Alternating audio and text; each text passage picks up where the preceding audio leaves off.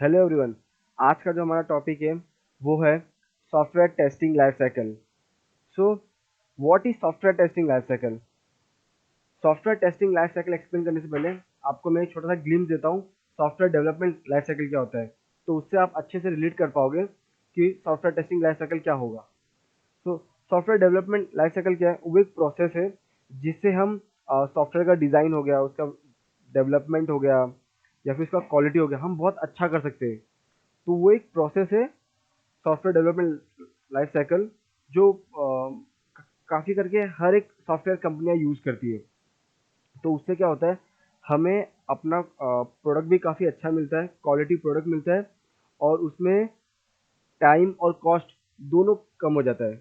उसी की तरह हम लोग सॉफ्टवेयर टेस्टिंग लाइफ साइकिल इसलिए यूज़ करते हैं कि जहाँ पे अपना टेस्टिंग भी बहुत अच्छे से हो जाए, हम लोग हर एक बग को देख ले या फिर उसको रिजॉल्व करने का हम लोग हर एक बग निकाल ले। तो first point is STLC refers to a specific STLC refers to a testing process which has a specific test to execute in a definite sequence to ensure that the quality goal have meet. So basically यहाँ पे क्या होता है कि software testing life cycle क्या है?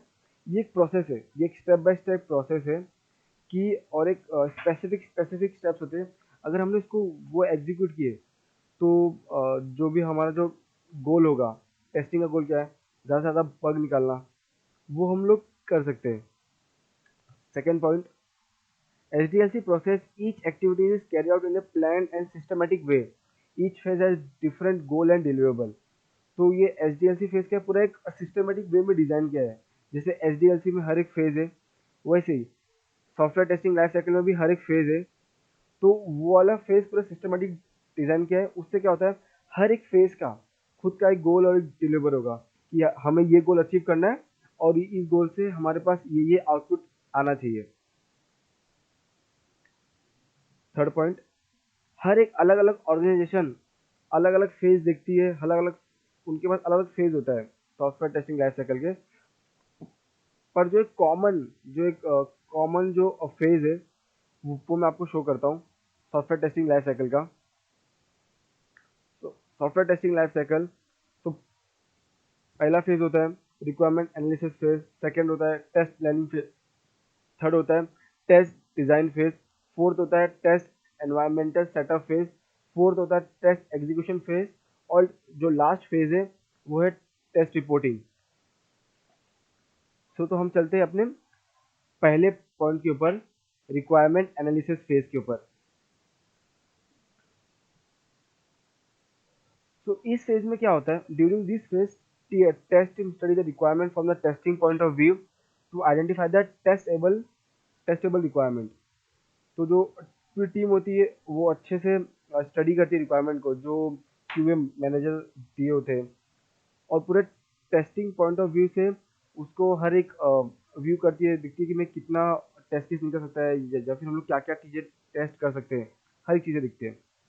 Second point, QA test team में interact with the various stakeholders to understand the requirement in detail. So इस फेज में ये होता है कि हम लोग अपने सीनियर से, जैसे हो सके क्लाइंट से बात कर लेंगे या फिर बिजनेस एनालिस्ट से बात करेंगे, टेक्निकल लीड हो गया, सिस्टम आर्किटेक्चर हो गया, ये सारे लोगों से हम इंटरेक्ट करेंगे कि जितना हो सके उतना हम डिटेल के बारे में जान पाए कि अपना रिक्वायरमेंट्स क्या है, रिक्वायरमेंट्स के डिटेल के बारे में हम लोग जान पाए, इसीलिए हम लोग ये सब लोग से इंटरेक्ट करते हैं। थर्ड पॉइंट, रिक्वायरमेंट कुल एदर बी फंक्शनल और नॉन फंक्शनल। तो रिक्वायरमेंट तो कुछ भी हो सकती है, फंक्शनल और नॉन फंक्शनल। तो मैं आपको बताऊँ फंक्शनल मतलब क्या होता है। तो बेसिकली यहाँ पे होता है what the software must do, software क्या करना चाहिए, उसे कहते हैं फंक्शनल। और नॉन फंक्शनल में आ गया बेसिकली उसका परफॉर्मेंस, सिस्टम का परफॉर्मेंस आ गया और उसका सिक्योरिटी आ गया। रिक्वायरमेंट एनालिसिस, सो इस फेज में एज अ टेस्टर हमारी एक्टिविटी क्या होनी चाहिए? First point is identify type of test to be perform. तो बेसिकली हम कौन कौन सी टेस्टिंग यूज करने वाले हैं, smoke testing, user interface testing, system testing, unit testing, हर एक ये टाइप हमें नोट डाउन करनी पड़ेगी।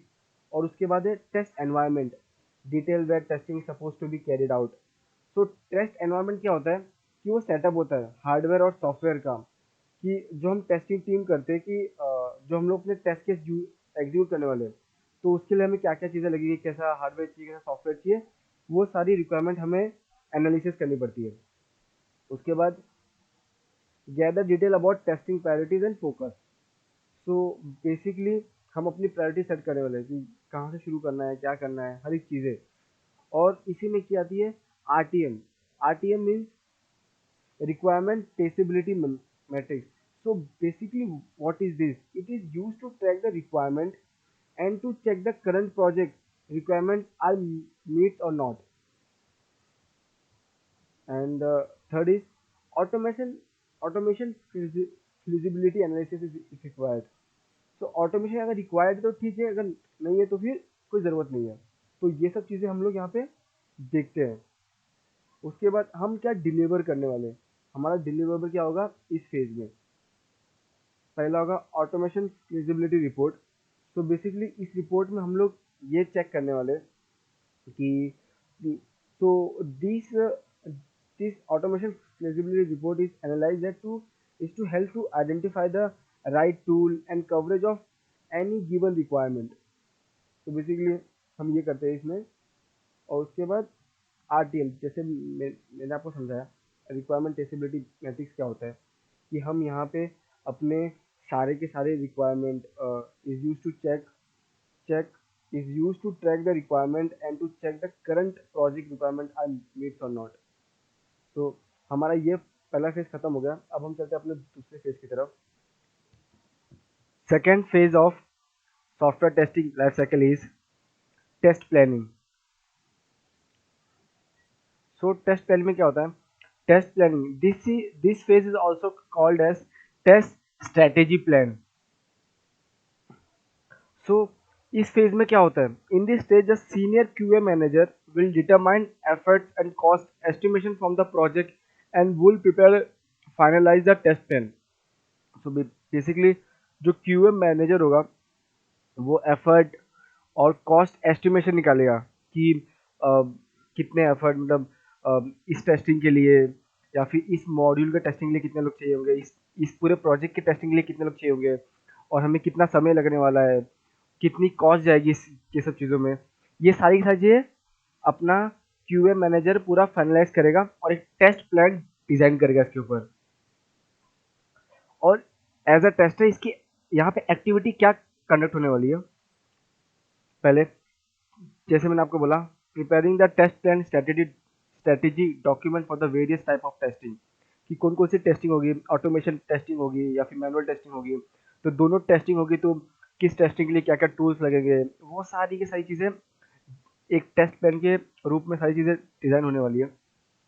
उसके बाद resource planning and determining roles and responsibilities, कि अगर कोई मैनुअल टेस्टिंग है तो कितने कितने टीम, ये पूरे मैनुअल टेस्टिंग के इस प्रोजेक्ट के लिए कितने मैनुअल टेस्टिंग की टीम चाहिए होगी, वो होगा डिटरमाइन। फिर यहाँ पे अगर ऑटोमेशन टेस्टिंग की ज़रूरत है तो वहाँ पे कितने लोग लगेंगे, उनके रोल्स क्या होंगे, रिस्पॉन्सिबिलिटीज़ क्या होगी, ये सारी चीज़ें प्लानिंग होगा। उसके बाद जैसे मतलब टेस्ट टूल सिलेक्शन, जैसे अगर बग रेस करना है तो आजकल लोग बग असिस्ट वगैरह यूज़ करते हैं, जीरा यूज़ करते हैं। और ऑटोमेशन के लिए सेलेनियम हो गया, ये सब चीज़ें क्या क्या सिलेक्शन करना है, क्या रिमूव करना है, हर एक चीज़ें यहाँ पे डिस्कस होगा।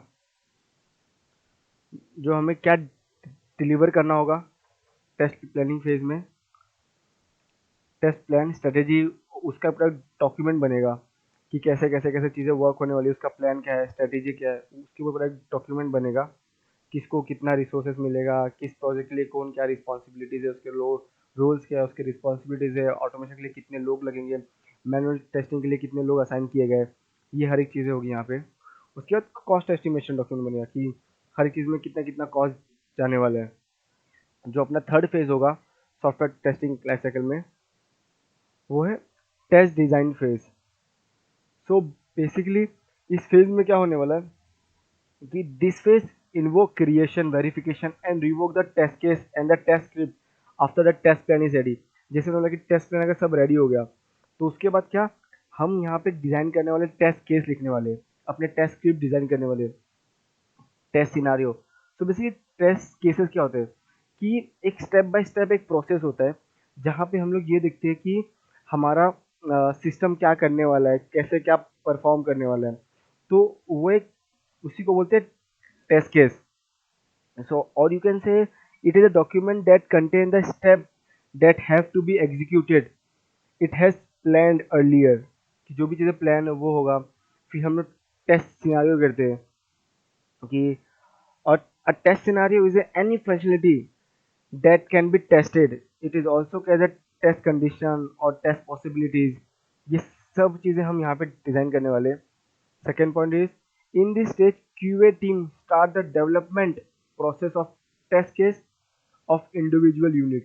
तो बेसिकली हम लोग टेस्ट केस लिखने वाले इंडिविजुअल, जैसे कोई अगर एक मॉड्यूल हो गया, उस मॉड्यूल के लिए हम लोग इंडिविजुअली डिवाइड कर देंगे। अच्छा इतने लोग ये टेस्ट केस, इस मॉड्यूल का टेस्ट केस लिखो, तो जिसमें हम हर एक चीज़ें कवर करने वाले, positive test case, negative test case, हर एक चीज़। उसके बाद टेस्ट डिज़ाइन फेज का एक्टिविटी क्या होने वाला है, create the test case automation script if applicable.